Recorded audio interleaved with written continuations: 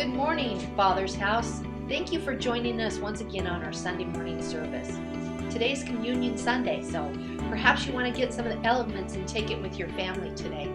Just a special time to spend remembering what He did for us. A couple of things I wanted to mention. Next weekend is Mother's Day weekend, so we'd love to have you join us for our outside service. We're going to have a special service. If not, treat your mother to something special. Treat her to something kind. You only get one mother. Well, maybe not. Maybe you get a few, but be kind to all of them. Men's meeting is still on Monday nights on Zoom. They're kind of talking about actually coming back to church. So if you want to be a part of that, it's Monday nights at 6:30. Ladies still meeting on Thursday nights at 6:30 on Zoom. We'd love to have you be a part of that if you'd like to. You don't even have to be in this area. Zoom can go, as Pastor Mario says, it crosses all borders. So if you want to be a part of that, let me know.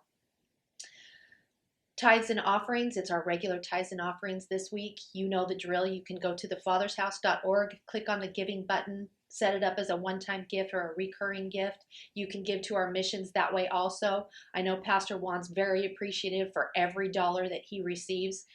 Every peso, I guess, he receives.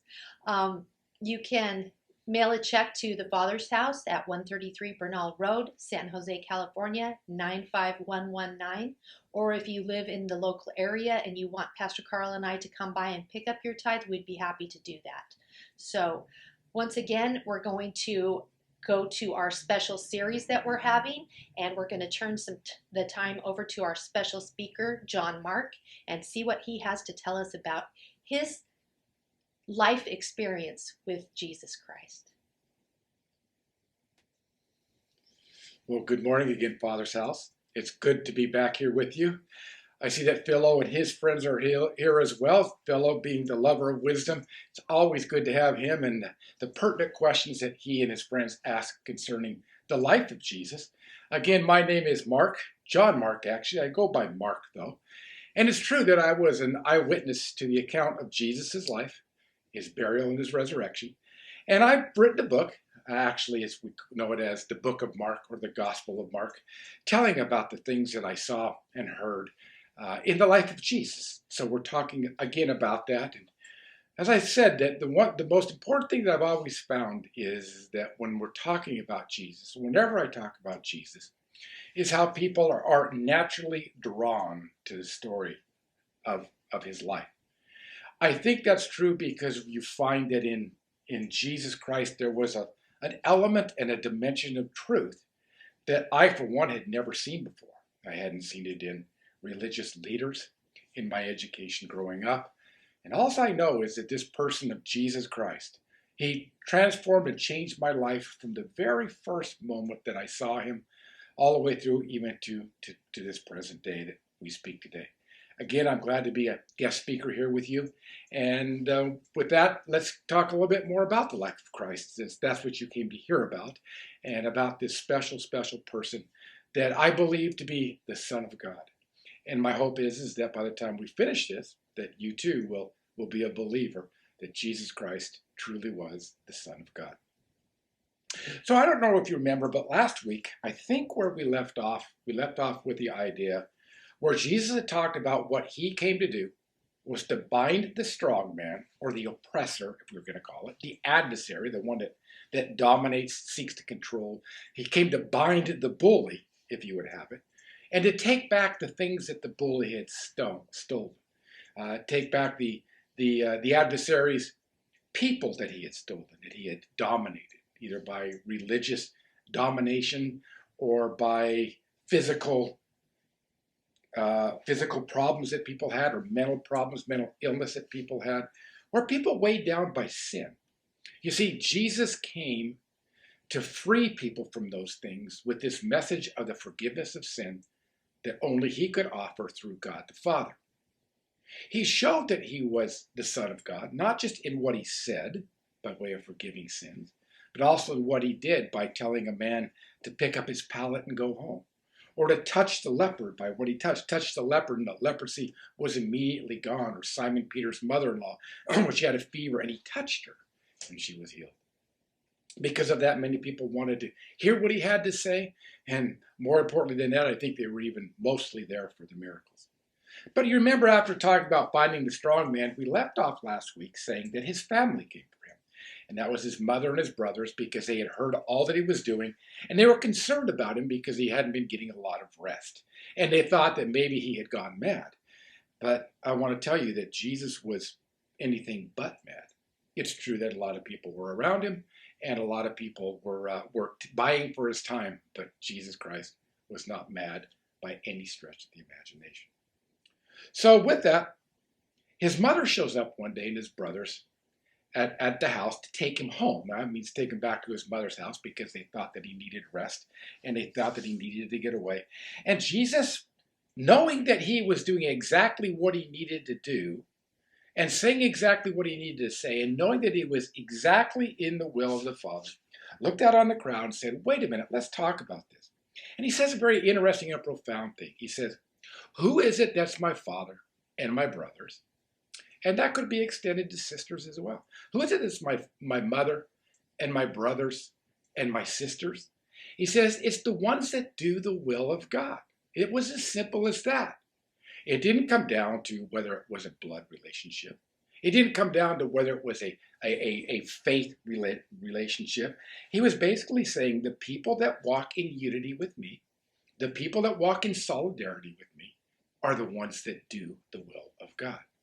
Now, we could debate all day long what the will of God is, and we won't do that today, because really what I want to talk about is not the theological construct of what the will of God is, but I want to talk about the life of Jesus, because I think that he shows us what the will of God is by his words and by his actions. And I think that that's the point. It's like the people that are doing the will of God are the ones that are healing the sick, taking care of the blind, releasing people that are oppressed and burdened with sins. And I think that when we're doing those things, we're doing the will of God. And so let's talk a little bit about that, and talk maybe a little bit about maybe the kingdom of God and Jesus's way of teaching the people. Now, whenever Jesus taught, it was known that he didn't teach like the scribes and the Pharisees. He didn't get up there and tell them dogmatically what they had to believe. If they didn't believe this, that they weren't going to be a part of God's kingdom, or they had to believe this, or God would be angry at them. He never taught things that way. He actually taught things by way of riddles, by way of, I guess we call them parables. And he would be using analogies of the kingdom of God is like, using metaphors in different cases. But he knew that it was very important for people to imagine what he was saying with their imagination and with their mind. Jesus' whole message centered around one phrase, and that phrase was the kingdom of God. Jesus' whole message, from the beginning to the end of when I was with him, had everything to do with the establishing of a new kingdom. It was called the kingdom of God. So this is the first time that I'm going to reveal a little bit about what the kingdom of God is in parable form. Now, the reason that I'm doing that is because it's very difficult to understand the kingdom of God in its totality, because it's so big and so impactful.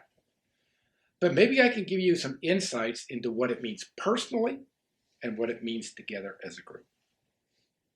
So Jesus one day was walking by the sea, and while he's walking by the sea, he decided he would get out in a boat, because when he got out in a boat, the people could get close to the bank, they could spread out a little bit more, and because he was out on the waterways, his voice would project across the water, and people could hear better. It was a natural amphitheater.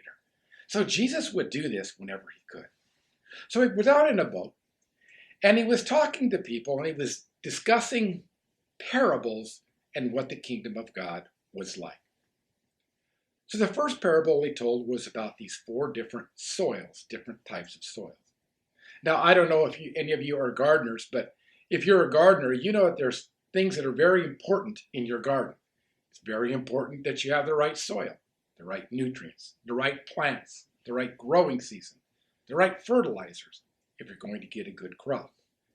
So Jesus was going to use this idea of the soils and a garden and farming so that we might understand what the kingdom of God is like for us.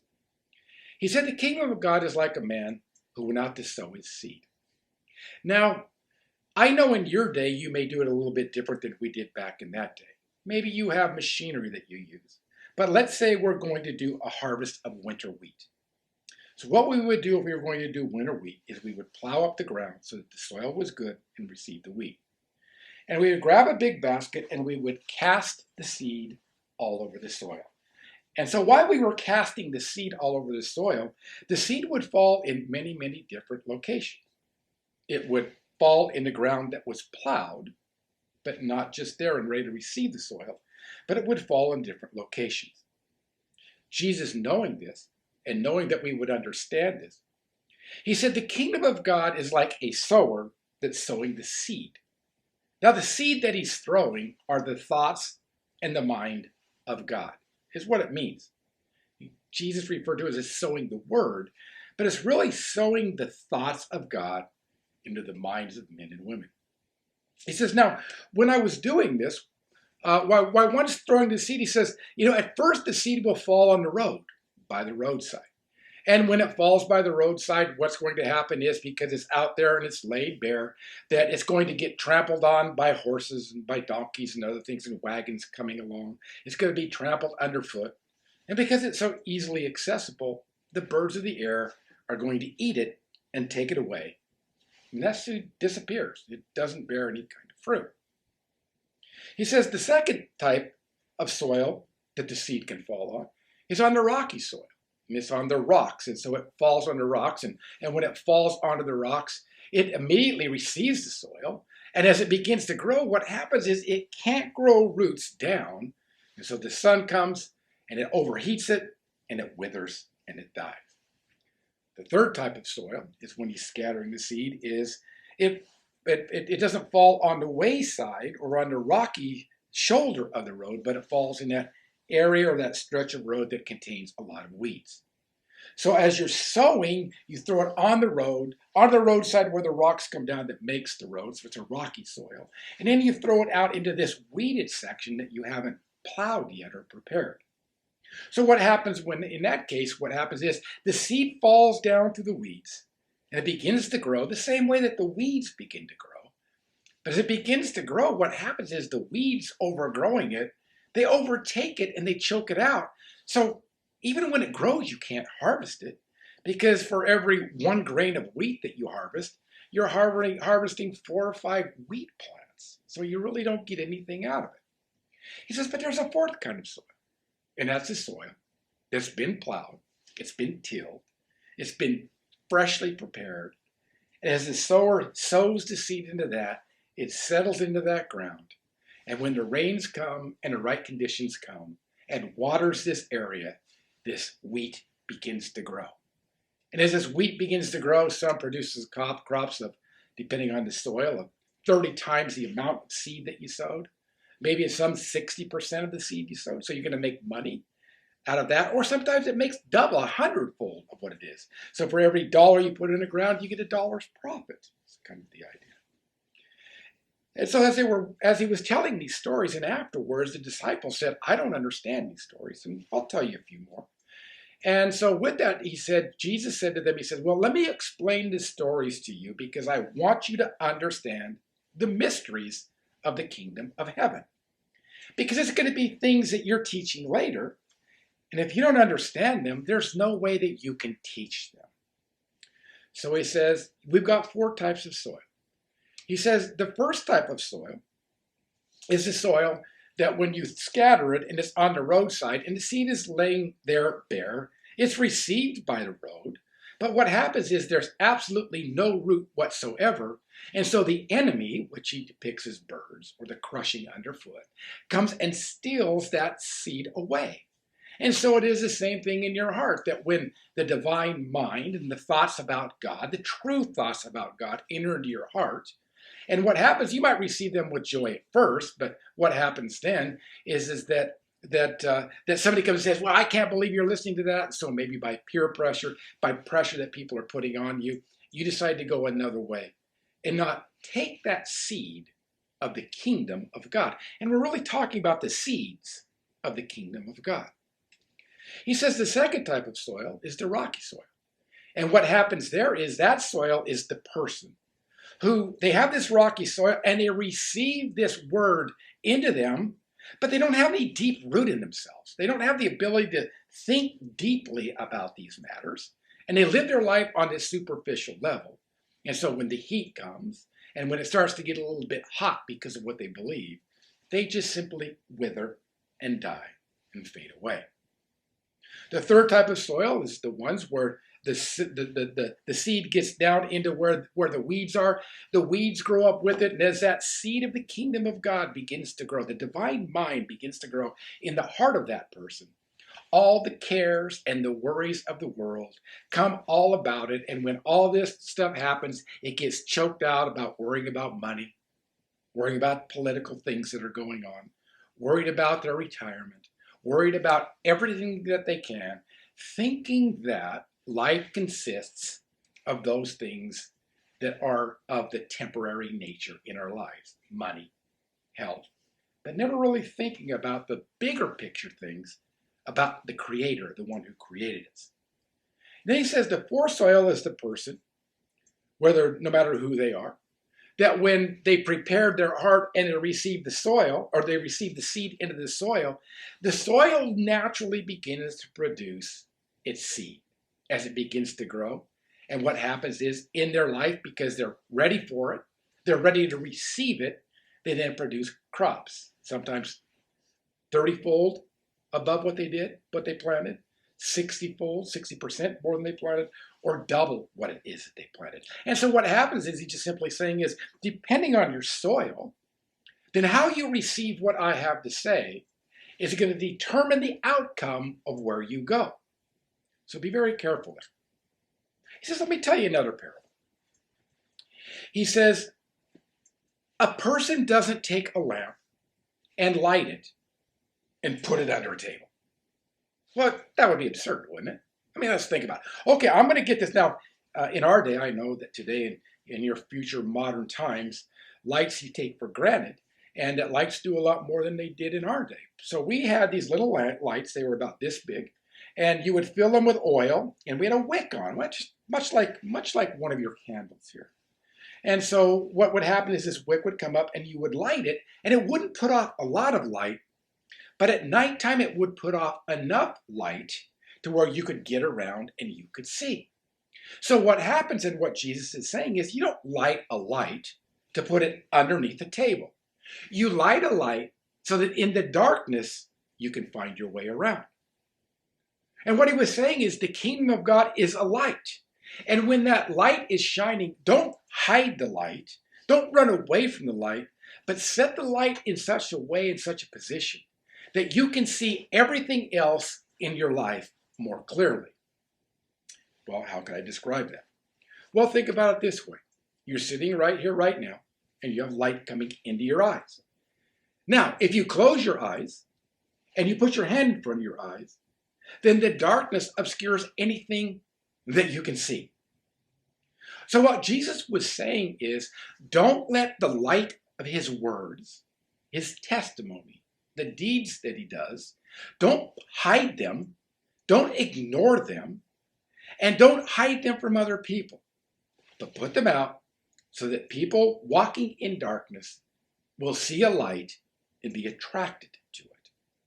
What he's saying is, what is it that you see? Are you hiding the kingdom of God, and therefore you're stumbling around through the rest of your life? Or are you putting it out to where even in the darkness you can navigate your way? He also said, be careful of what you listen to, because whatever it is that you listen to, more of that you're going to be given. He said the phrase, to him who has, be careful of what you listen to, because to him who has, more will be given, and to him who doesn't have, more will be taken away. It's another thing. So we're talking about this idea of soil, light, and we're talking about this notion also of listening.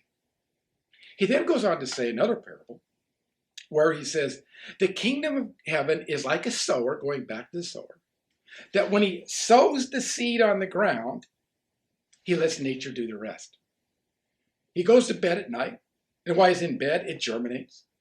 While he sleeps, he wakes up in the morning and it's poking through the ground.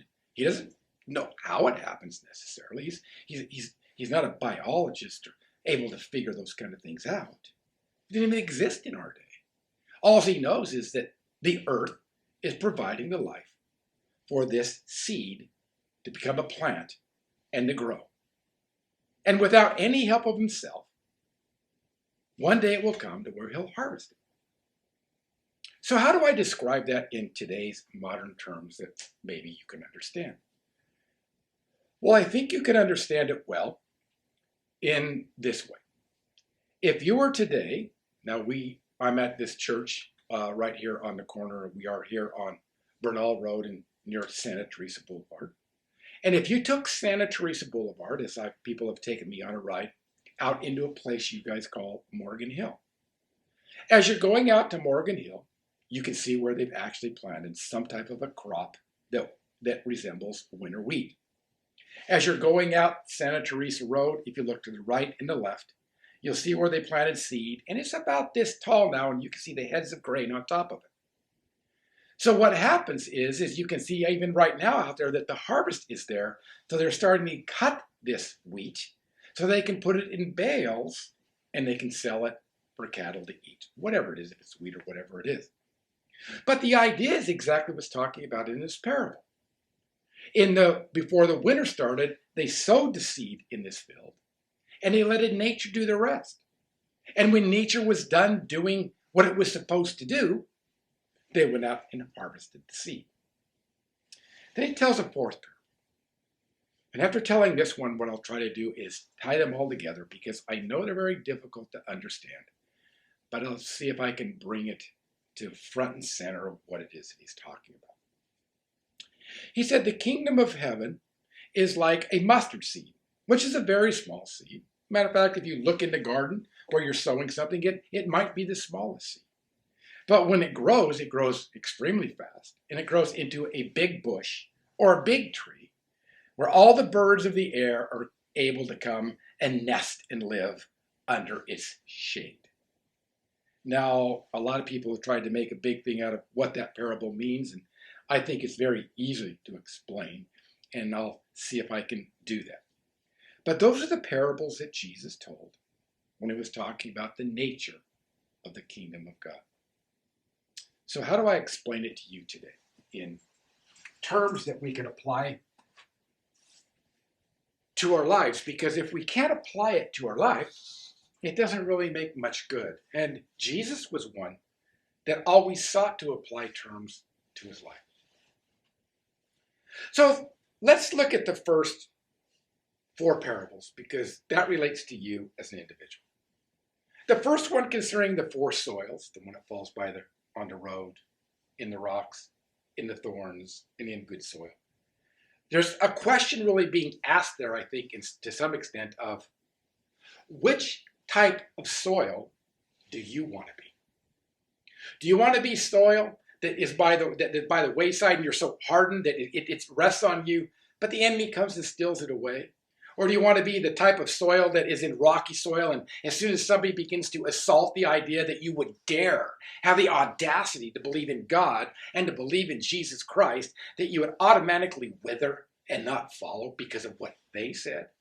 Or a soil, do you want to be the type of soil that you receive this whole idea of Jesus Christ, his kingdom of God that's come, and he's asking you to be a part of it, and yet you're so worried about what the political scene is of the day, what's going on financially, or whatever the case might be, that you miss the kingdom of God.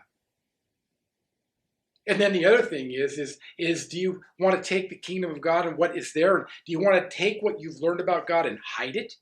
Do you want to hide it from yourself and just ignore that it exists so you walk your life in darkness? Do you want to hide it so other people can't see it? That's what religious people do. Religious people say, well, I've got this light, but I'm going to hide it from you unless you start acting like me, talking like me, behaving like me, thinking like me.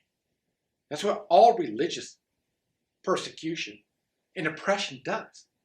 It makes you conform to them, not to God. And the other thing is what is it that you're listening to? Are you listening to negative things? Are you listening to things in life that are going to distract you from the things that are important? Are you listening to the things of God, the mind of God, the words of God? You see, what he's talking about is the type of soil that you are is going to depend on what kind of a crop you reap, if you reap any crop at all. The second thing is that remember that whatever light you're looking at, whatever light you're staring at, that's that light that's going into your eyes and into your soul. If you're looking at no light, then only darkness enters your mind. The kingdom and Jesus Christ is the light and the way, is what he's saying. The third thing, what is it that you're listening to? Because whatever it is you're listening to, you're going to get more of that. If you're listening to negative things, you're going to hear negative things wherever you go. If you want to listen to what's going on in the world, you can listen all you want, and I want to tell you, you'll just get more and more and more of that. Or do you want to listen to the divine mind? Do you want to listen to the things that Jesus has to say, the Bible has to say, meaning the Old Testament scriptures, and the New Testament scriptures as they would later come about? Do you want to listen to the things of God, or do you want to listen to the things that are negative? Whatever it is you choose to listen to, you're going to get more of. It's just the way it works. In the end, the kingdom of God works like this. Look, the same way that a sower sows seed, you sow seed into your own life. There's important principles in your life, though, as to what kind of a crop you're going to yield. If your soil is prepared, it's going to yield a great crop. But if it's not going to yield any crop at all, is it? The second thing is be careful of what it is that you see and what illuminates your light or your life, and what you hear that illuminates your spirit. And when you do those things, and whatever you choose out of those three determines what kind of a crop you're going to grow.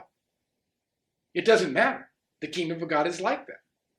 After you've planted it, it's just like the wheat that's outside of town here in Morgan Hill where you live.